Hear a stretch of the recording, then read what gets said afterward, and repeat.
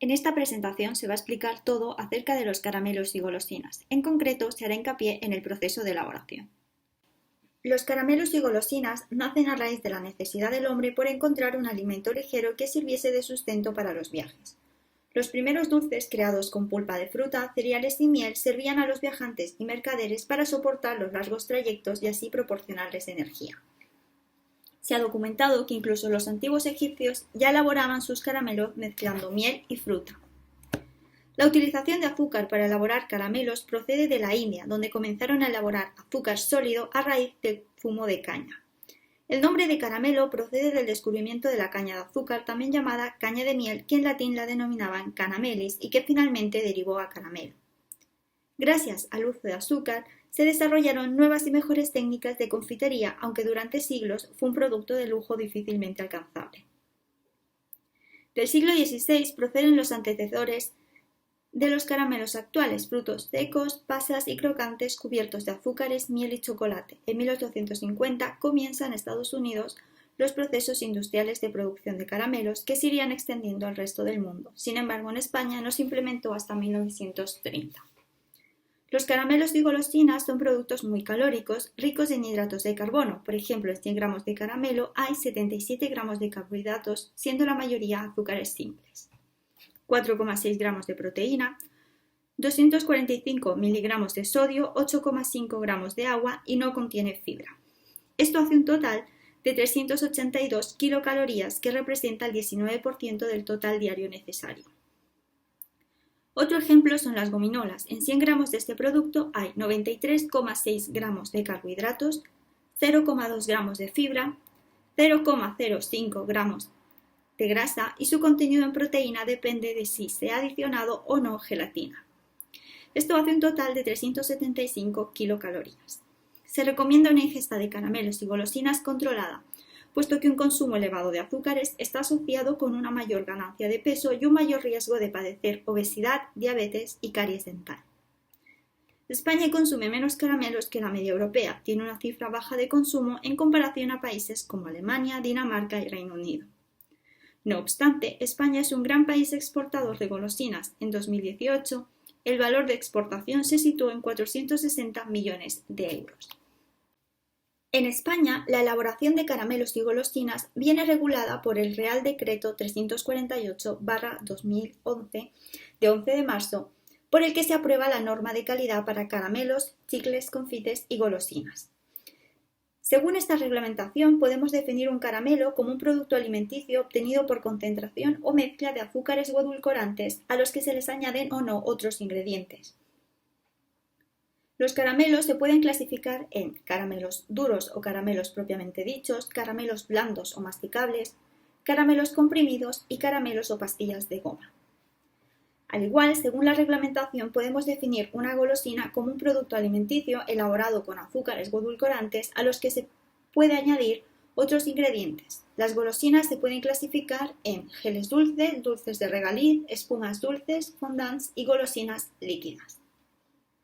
En la elaboración de caramelos, chicles, confites y golosinas se consideran materias básicas los siguientes productos: azúcares comestibles definidos en las normativas vigentes, aromas autorizados en el Real Decreto 1477/1990 de 2 de noviembre, bases masticables y aditivos autorizados por el Ministerio de Sanidad y Consumo, sorbitol, manitol, xilitol y maltitol como azúcares sustitutivos con fines dietéticos o tecnológicos. En esta presentación nos vamos a centrar en la elaboración de los caramelos duros y caramelos de goma. Comencemos con los caramelos duros. Este tipo de caramelo se elabora partiendo de una mezcla de azúcar, agua y glucosa. La mezcla se somete a altas temperaturas para su concentración y eliminación de agua. Posteriormente se agregan colorantes, saborizantes y ácidos para proporcionar un sabor, olor y aroma único. De todos los ingredientes mencionados anteriormente, haremos hincapié en la glucosa. Es un monosacárido que se conoce también como dextrosa. Para la elaboración de los caramelos duros se utiliza jarabe de glucosa, el cual se obtiene por la hidrólisis enzimática de almidón de ciertos productos como la patata, maíz, trigo, entre otros. La glucosa tiene menor poder edulcorante que la sacarosa, no obstante, su adición presenta muchas ventajas. Reduce la actividad de agua del caramelo, mejora la solubilidad de la sacarosa y retrasa su cristalización. Aunque en otra presentación se va a explicar más a fondo los aditivos, mencionar simplemente que en la tabla que se puede ver en la presentación se encuentran los diferentes colorantes sintéticos que están permitidos y se usan normalmente en la elaboración de los caramelos. Gracias a la adición de colorantes, los consumidores pueden asociar un color a un sabor específico. La composición de los caramelos duros. Un aspecto importante en cuanto a la formulación de este tipo de caramelo es la relación entre el azúcar y la glucosa. Los caramelos duros tienen mayor cantidad de glucosa en su composición que otros productos de confitería. También es relevante la cantidad de agua a utilizar, que dependerá de la temperatura que se desee alcanzar. Es importante puesto que los caramelos duros son productos estables porque tienen un bajo contenido de agua.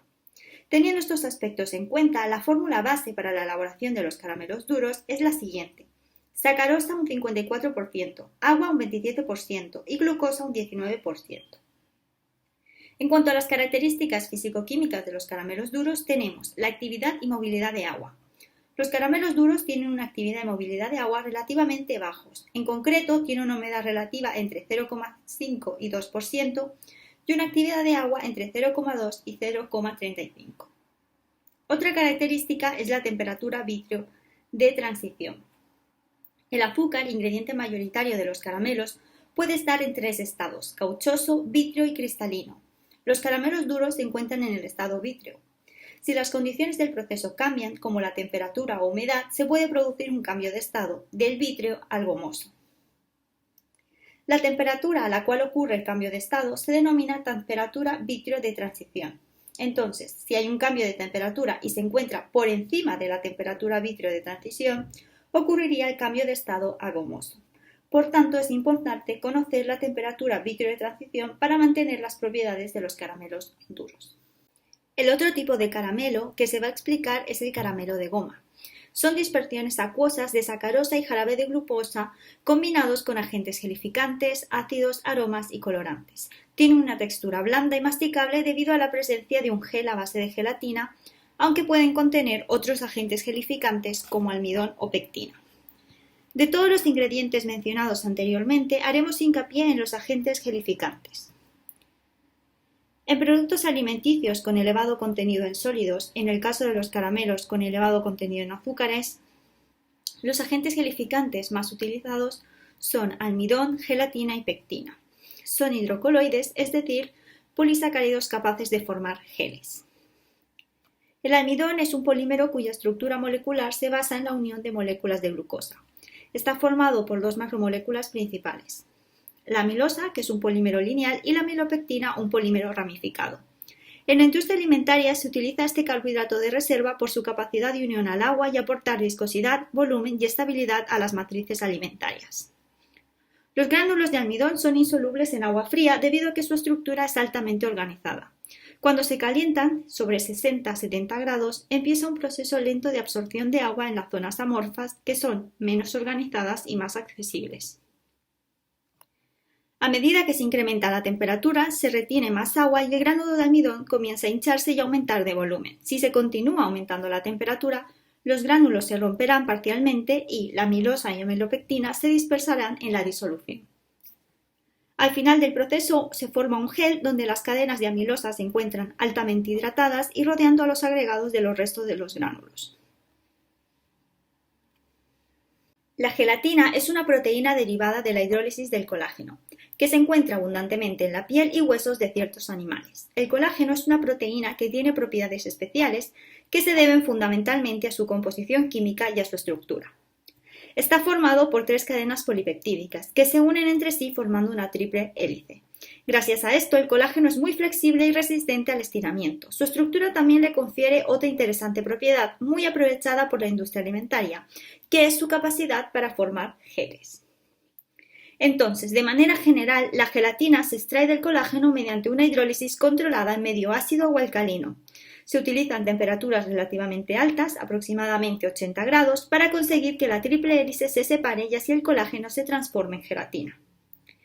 Para formar el gel de gelatina, primero se disuelve en agua a una concentración mayor, a 0,05%, posteriormente se le aplica calor controlado, mayor a 65 grados, pero por debajo de la temperatura de desnaturalización. Finalmente se forma una dispersión acuosa que se enfría y gelifica.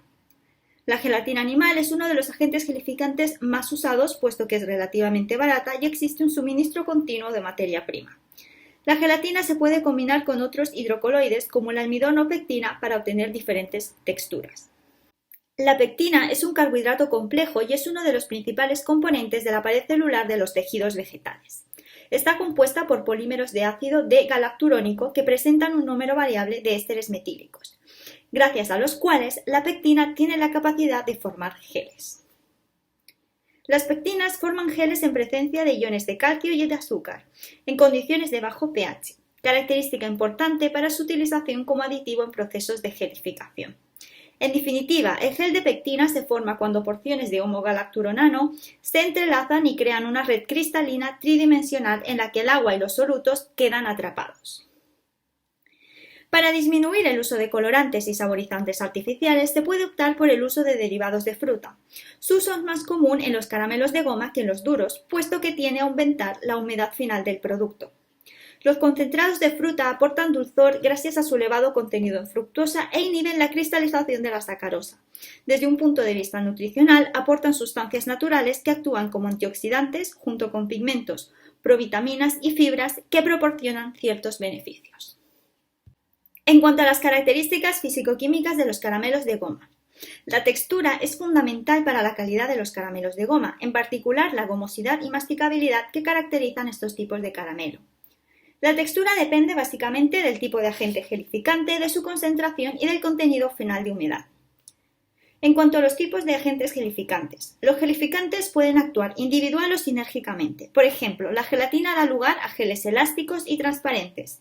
Si se añade almidón, aumenta la dureza y la opacidad de los caramelos, obteniéndose caramelos más fibrosos y adhesivos que aquellos elaborados solo con gelatina. Por otro lado, los caramelos de goma con pectina son menos masticables, más suaves y fracturables que los caramelos elaborados solo con gelatina. En cuanto a la concentración del agente gelificante, la concentración es otro factor importante para tener en cuenta. La dureza de los caramelos de goma aumenta gradualmente a mayor concentración de los agentes gelificantes. Esto quiere decir que, si se utiliza altas concentraciones de gelificantes, se obtendrán caramelos de goma más rígidos y menos elásticos. De esta forma, dependiendo del producto final, es importante utilizar las concentraciones adecuadas. Por último, el contenido de humedad final. El contenido de agua juega un papel importante en la calidad, vida útil, textura y propiedades sensoriales de los productos de confitería. Si el contenido de agua disminuye, la textura de los caramelos tiende a ser más dura y quebradiza. Independientemente del agente gelificante utilizado, los caramelos de goma que presentan un mayor contenido de agua son más blandos. Los caramelos de goma son alimentos de baja humedad. Gracias a esto son estables durante su almacenamiento y tienen una vida útil relativamente alta, de 3 a 18 meses. Tal como se ha visto anteriormente, los caramelos duros y de goma tienen ingredientes similares. De la misma manera, el proceso de elaboración de ambos tipos de caramelos se asemeja, aunque a partir de cierto punto las etapas de elaboración divergen. En concreto, si comparamos ambos procesos de elaboración, las etapas en común son recepción de la materia prima y mezclado, cocción, enfriamiento y segundo mezclado. A continuación se explicará cada una de las etapas del proceso de elaboración de los caramelos duros y de goma. En primer lugar, se recibe la materia prima necesaria para la elaboración de los caramelos. En el caso de los caramelos duros se necesita agua, azúcar y glucosa. Para los caramelos de goma, además de los anteriores ingredientes, se requiere gelificante, que puede ser la gelatina, pectina o almidón o una combinación de los tres. Estos ingredientes principales se mezclan en un mezclador industrial de acero inoxidable. Se mantiene una agitación durante aproximadamente 5 minutos hasta obtener una mezcla homogénea. El siguiente paso es la cocción. La mezcla anterior es transportada por una bomba de alimentación a una olla o caldera de cocción. Normalmente su interior está formado por cobre y su exterior por acero inoxidable. Suele presentar elementos de agitación y se puede controlar la velocidad. Se alcanzan altas temperaturas gracias al uso de vapor de agua. En el caso de los caramelos duros, la mezcla se calienta hasta 140 grados y se mantiene una constante agitación hasta la completa disolución de los ingredientes. Para los caramelos de goma, la mezcla se calienta hasta 115 grados. La diferencia de temperatura se debe a que se requiere mayor evaporación de agua en los caramelos duros, puesto que presentan una humedad final inferior a los caramelos de goma. La siguiente etapa es el enfriamiento. La mezcla obtenida tendrá una consistencia viscosa y es transportada a depósitos de acero inoxidable para su enfriamiento. Este reposo en los depósitos ayuda a eliminar burbujas, mejorar la consistencia y enfriar la mezcla. Se necesita un enfriamiento previo para añadir posteriormente otros ingredientes termosensibles. Otro método más sofisticado es el uso de una cámara de enfriamiento a vacío que permite enfriar el producto más rápido. A grandes rasgos, consiste en una cámara especial donde unas bombas ejercen un fuerte vacío. Como consecuencia, se crea un ambiente de baja presión y la temperatura de ebullición disminuye. El agua se evapora gracias al calor procedente del producto, por lo que existe una extracción del calor para finalmente obtener el enfriamiento. La mezcla se enfría hasta aproximadamente 80 grados. Normalmente, en este paso, se realiza una comprobación de la humedad de la mezcla mediante un refractómetro. En el caso de los caramelos de goma, se espera obtener 78 grados Brix. Tras el enfriamiento, se procede al mezclado. En este paso se mezclan los aditivos con los colorantes, aromas y ácidos orgánicos con la mezcla base preparada anteriormente. En el caso de los caramelos duros, este paso tiene lugar en batidoras de acero inoxidable industriales. En el caso de los caramelos de goma, este proceso se lleva a cabo en un mezclador en línea. Esta máquina consta de una tubería de alimentación y otra para la salida de la mezcla. En su interior hay un cabezal de cuchillas que gira a gran velocidad, permitiendo que fluya la mezcla, se homogeneice y se reduzca el tamaño de partícula debido a las fuerzas de cizalla. A partir de este momento, las etapas de elaboración de ambos tipos de caramelo difieren. Se continuará con la elaboración de los caramelos duros, puesto que es algo más sencilla. Entonces, tras el mezclado, se procede al amasado. La consistencia final de la mezcla es muy viscosa y pegajosa debido a su bajo contenido en agua. La masa plástica obtenida se amasa en amasadoras automáticas especiales para caramelos. La función de esta máquina es básicamente sustituir el amasado manual que se realizaba anteriormente.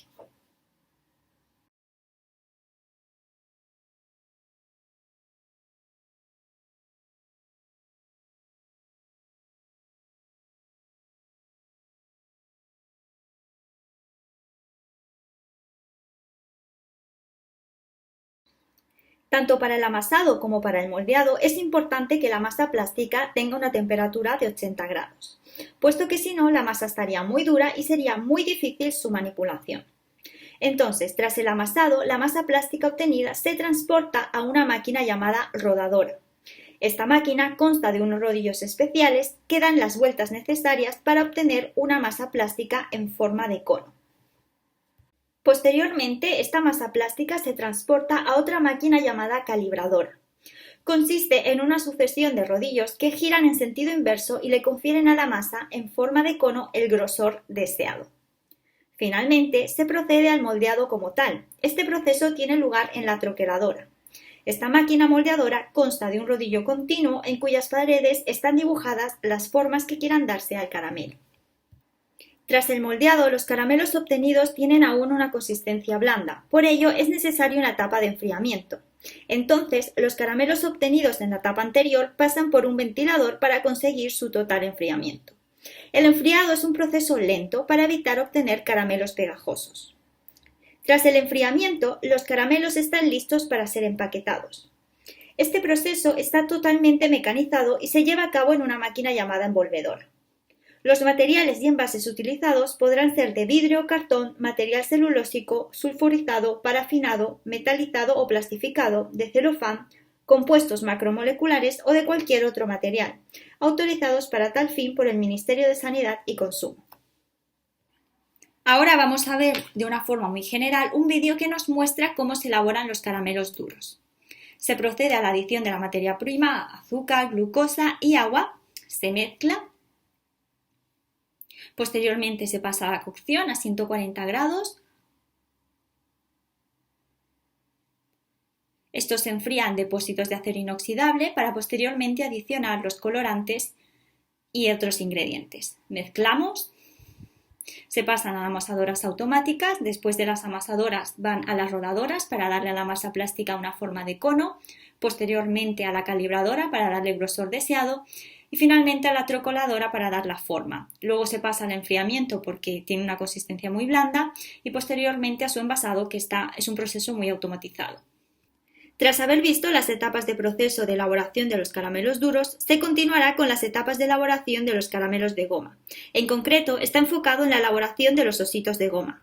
Por ahora se ha visto hasta el mezclado de la masa base con los distintos aditivos. El siguiente paso es el moldeado. Tras el mezclado se obtiene una masa viscosa, pero con mayor humedad que la obtenida en los caramelos duros. Para el moldeado se necesita previamente que una máquina estampadora grabe la forma de osito sobre bandejas de almidón de maíz. No se utilizan otros moldes más rígidos porque la masa es muy pegajosa, entonces al usarse moldes de almidón se evita que los ositos de goma se peguen para así extraerlos fácilmente. Por tanto, una cinta transporta las bandejas de moldes de almidón a la vez que unos dispensadores automáticos vierten la mezcla viscosa. Es así como se adquiere la forma de osito. Tras el moldeado, los ositos de goma tienen una consistencia muy blanda. Para adquirir la consistencia deseada es necesario realizar un proceso de secado. Así, los ositos de goma tendrán más firmeza. Este proceso se lleva a cabo en las denominadas cámaras de curado, donde se mantiene una temperatura de 25 grados y una humedad relativa del 30%, que junto con el almidón permiten el secado de los ositos de goma. El secado dura aproximadamente 24 horas. Tras el secado, las bandejas de moldes de almidón junto con los ositos de goma se desmoldan, es decir, una máquina se encarga de voltear las bandejas y obtener así los ositos. Por otro lado, el almidón se somete a determinados tratamientos para volver a reutilizarse. Tras el desmoldado, los ositos de goma tienen cierta cantidad de almidón adherido a su superficie. Para eliminar todo el almidón es necesaria una etapa de limpieza, que tiene lugar en un tambor giratorio que junto con unas boquillas de aire comprimido retiran todo el almidón adherido. Tras la limpieza de los ositos de goma se procede a su encerado para así adquirir un aspecto brilloso y evitar que se peguen entre ellos. Este proceso tiene lugar en un tambor giratorio donde se añade aceite mineral para que impregne a todos los ositos de goma que se encuentren girando en el tambor. Es importante tener en cuenta que en cada una de las etapas se realizan controles para verificar la calidad de los ositos de goma. Por ejemplo, se verifica la forma, consistencia, color, aroma y su peso. Tras la etapa de encerado, los ositos de goma están listos para ser empaquetados. Este proceso está muy mecanizado, de forma que existen máquinas que se encargan de pesar y dosificar los ositos de goma en sus respectivos envases. Los materiales y envases que se pueden utilizar son los mismos que se han mencionado en los caramelos duros. El etiquetado de los caramelos duros y de goma debe cumplir lo dispuesto en el Real Decreto 1334/1999. En concreto, la etiqueta de ambos productos debe contener la denominación de venta, que corresponde con los diferentes tipos de caramelo, es decir, caramelos duros o caramelos de goma.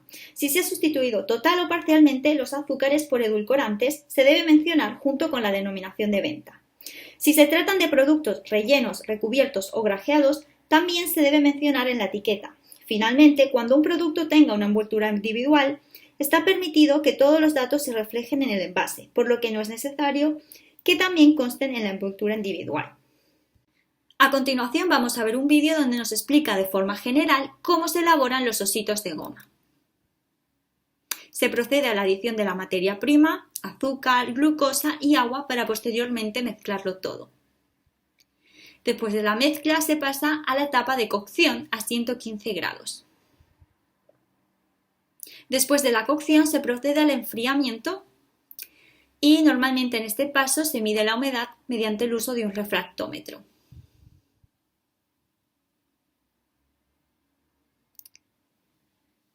Tras el enfriamiento se pueden adicionar distintos aditivos como los colorantes. Después de este paso, se procede al moldeado, pero previamente una máquina estampadora graba la forma de osito sobre bandejas de almidón.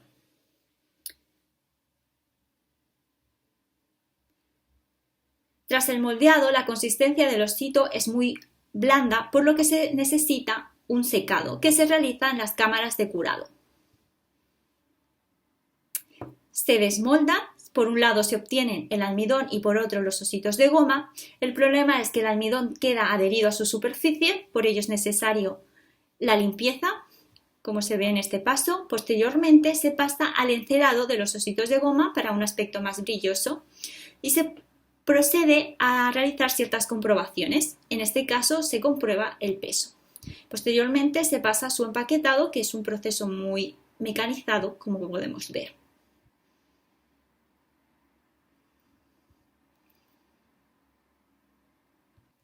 Es posible que por algún fallo los caramelos duros presenten algunos defectos como la granulación.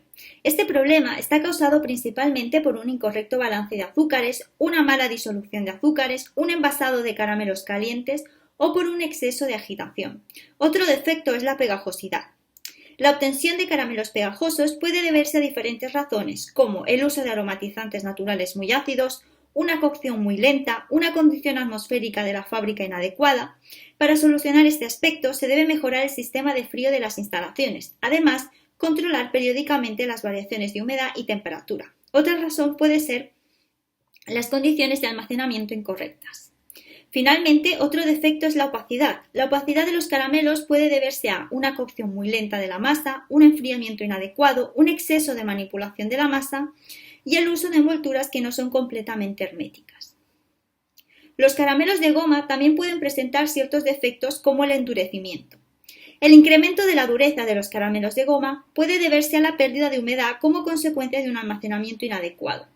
En estas condiciones, el azúcar y la amilopectina, en caso de haber sido añadida, cristalizan con el tiempo. Otro defecto es la oxidación. La oxidación de los caramelos de goma cambia lentamente su color y como consecuencia se obtiene caramelos más oscuros. Además, las reacciones de oxidación alteran el olor y sabor original de los aromatizantes utilizados. Hasta el momento se han visto las características y el proceso de elaboración de los caramelos y golosinas tradicionales. Sin embargo, como un dato interesante, existen en el mercado los caramelos funcionales. Un alimento funcional puede definirse como cualquier alimento o ingrediente que puede proporcionar un beneficio para la salud más allá de las funciones tradicionales conocidas hasta ahora. En otras palabras, se tratan de alimentos a los que se les ha añadido o eliminado componentes con el objetivo de obtener efectos beneficiosos para la salud. Un ejemplo muy conocido de alimento funcional es la sal yodada. Simplemente consiste en la sal tradicional a la que se le ha añadido yodo, con el objetivo de combatir la deficiencia de este elemento en la población. En los últimos años, la demanda de los alimentos funcionales ha aumentado como consecuencia de un creciente interés por parte de los consumidores por una alimentación saludable. En concreto, un alimento de interés son los caramelos funcionales. En principio, el proceso de elaboración no varía significativamente, sino que se trata del reemplazo y adición de ciertos ingredientes. Por ejemplo, los colorantes y aromatizantes se sustituirían por derivados de frutas. Los colorantes artificiales se sustituirían por colorantes naturales, como el rojo cochinilla, curcumina y oleoresina del pimentón. Como ejemplo de adición de componentes, es muy común la adición de fibra como la inulina, que es un componente natural de reserva de varias frutas y hortalizas. Finalmente, también se realiza la adición de vitaminas, normalmente vitamina A, C y E. La adición de estos componentes se realizaría después de la cocción, puesto que son termosensibles. Espero que esta presentación os haya resultado interesante y útil para aprender más sobre los caramelos y golosinas. Muchas gracias por vuestra atención.